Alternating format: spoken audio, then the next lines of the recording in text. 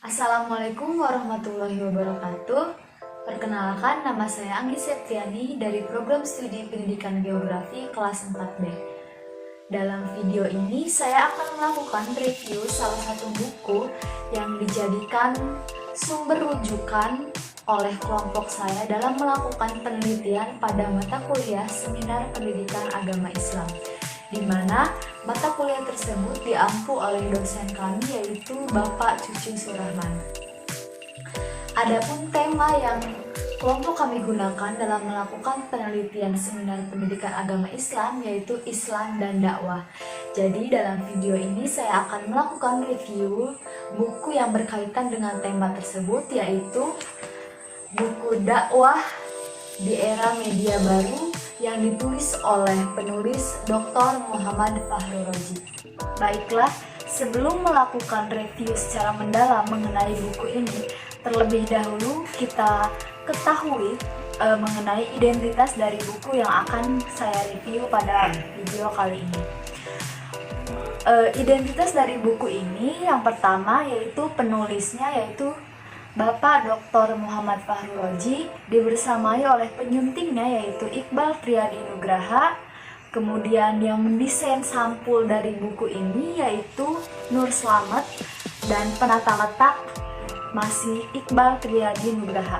Adapun penerbit dari buku yang akan saya review yaitu Simbiosa Rekatama Media. Kemudian terdapat 234 halaman yang kemudian buku ini diterbitkan pada tahun 2014 dengan harga buku yaitu Rp 50.000. Baiklah, setelah mengetahui identitas dari buku yang akan saya review, terlebih dahulu saya akan mengulas sedikit mengenai profil dari penulis buku ini, yaitu seperti yang telah disebutkan sebelumnya, Bapak Dr. Muhammad Fahru Roji. Bapak Dr. Muhammad Fahru Roji ini lahir pada tanggal 28 September 1977 di Rangkas Bitung, Provinsi Banten. Ia memiliki ketertarikan terhadap fenomena agama di internet sejak masih berstatus mahasiswa di Fakultas Dakwah Institut Agama Islam Negeri Sunan Gunung Jati, Bandung.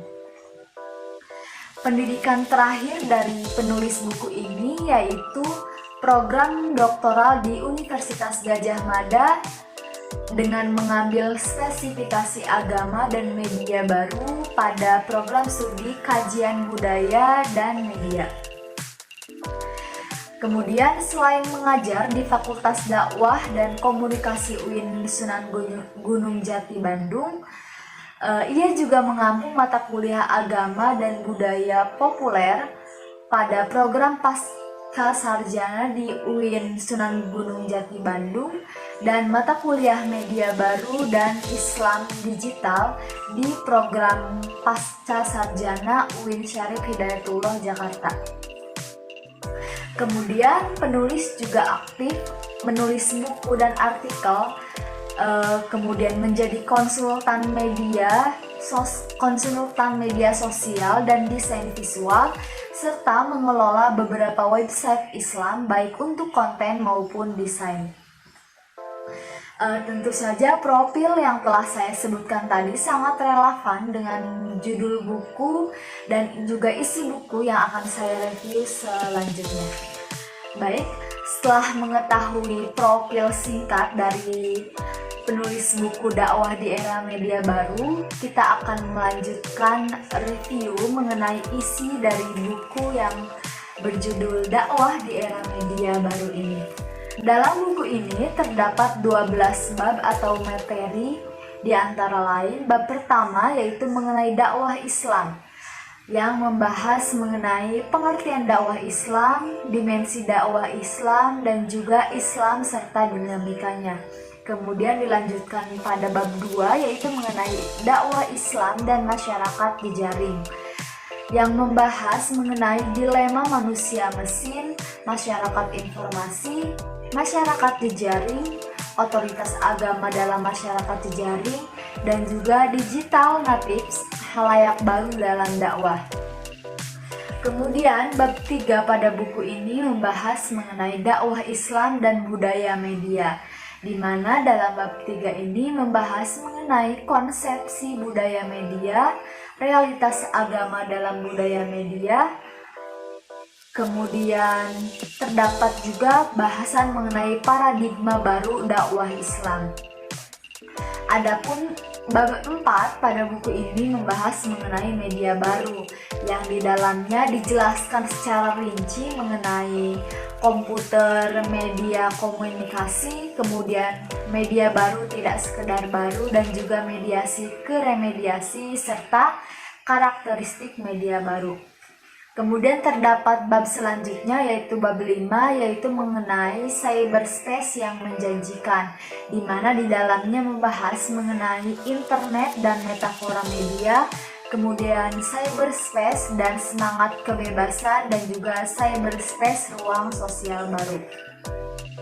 Adapun bab 6 pada buku ini yaitu membahas mengenai internet dan kebudayaan, konsep cyberkultur dan konstruksi kebudayaan, dan juga antagonisme cyberkultur, di mana bahasan-bahasan tersebut dibahas dalam satu bab yang berjudul cyberkultur di dalam bab 6 ini.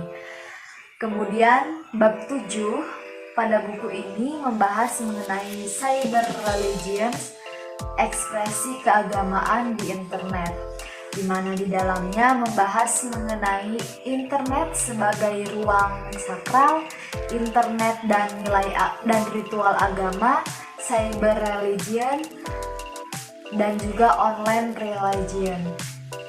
Kemudian untuk bab 8 pada buku ini membahas mengenai internet yang islami. Di dalamnya dijelaskan mengenai googling Islam, melacak jejak Islam di internet, konsep representasi dan internet Islami, dan juga representasi Islam di internet. Dilanjutkan pada bab 9 mengenai identitas Islam di internet, yang di dalamnya dijelaskan lagi secara rinci mengenai menyoal identitas peran dan identitas sosial, internet dan identitas, dan konstruksi identitas Islam di internet. Kemudian pada 3 bab terakhir pada bahasan yang ada dalam buku ini, di mana pada bab 10 itu mengenai virtual ummah, yang membahas mengenai internet dan komunitas virtual dan virtual ummah, dan komunitas Islam di internet. Dilanjutkan pada bab 11 mengenai internet dan aktivitisme dakwah, yang membahas mengenai subjektivitisme internet, the power of Twitter, sebuah kasus internet sebagai ruang dakwah, dan juga aktivisme dakwah di internet. Kemudian bahasan-bahasan pada buku ini ditutup pada bab 12 mengenai ekspresi dakwah di internet, yang membahas mengenai portal Islam, media sosial Islam, berbagi file, chat Islam, dan juga aplikasi Islam.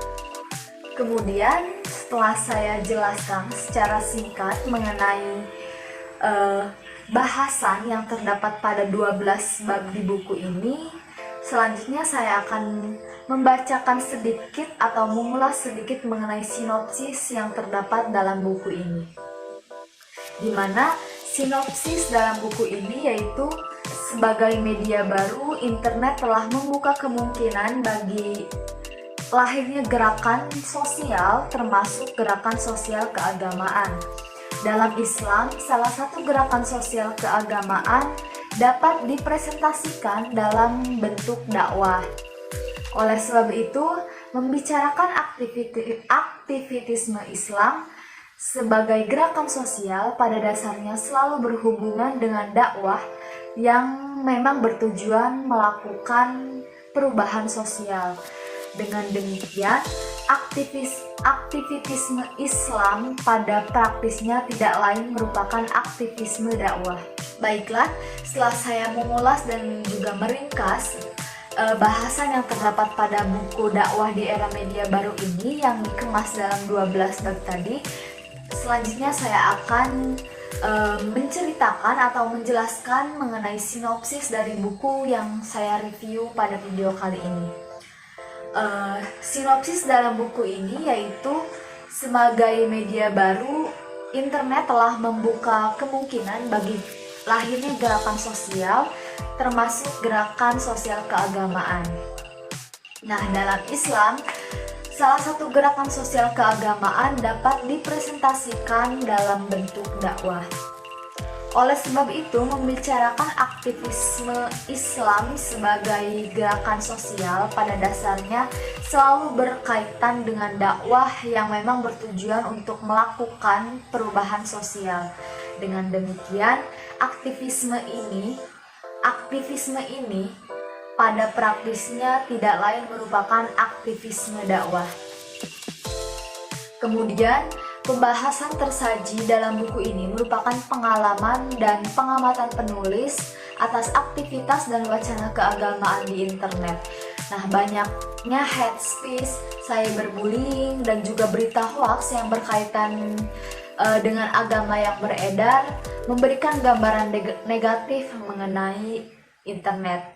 Padahal sebenarnya internet dapat menjadi media untuk menyebarkan kebajikan-kebajikan yang diajarkan Islam, juga untuk merespon tindakan-tindakan stereotip dari pihak-pihak tertentu.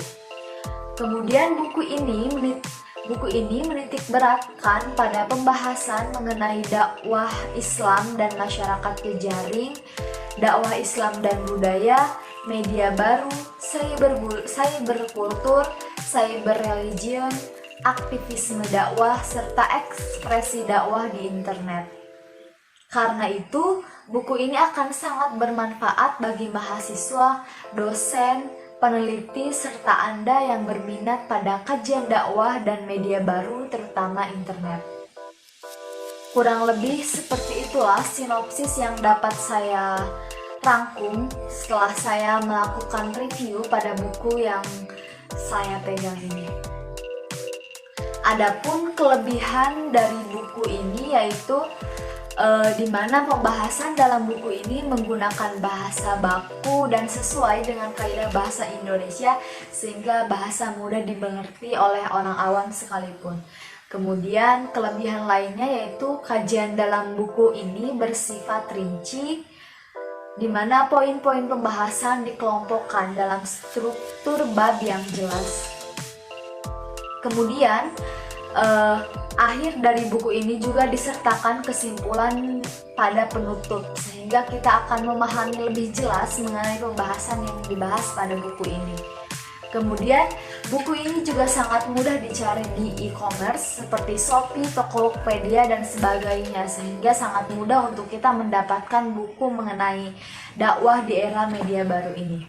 Adapun kekurangan dari buku ini terletak pada kertas yang digunakan tidak seperti kertas pada buku pada umumnya, sehingga warna kertas yang digunakan cenderung menimbulkan rasa kantuk ketika kita membaca buku tersebut. Kemudian dalam buku ini juga tidak disertai dengan visual seperti ilustrasi gambar, sehingga pembaca terutama remaja dapat cepat bosan ketika membaca buku ini. Kemudian kekurangan selanjutnya dalam buku ini yaitu kurang dilengkapi dengan dalil Al-Quran, terutama ayat Al-Quran.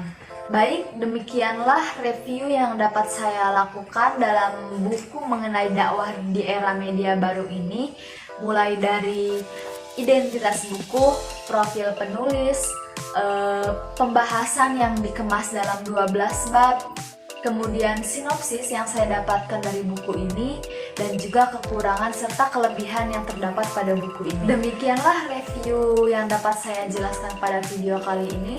Kurang lebihnya saya mohon maaf. Wassalamualaikum warahmatullahi wabarakatuh.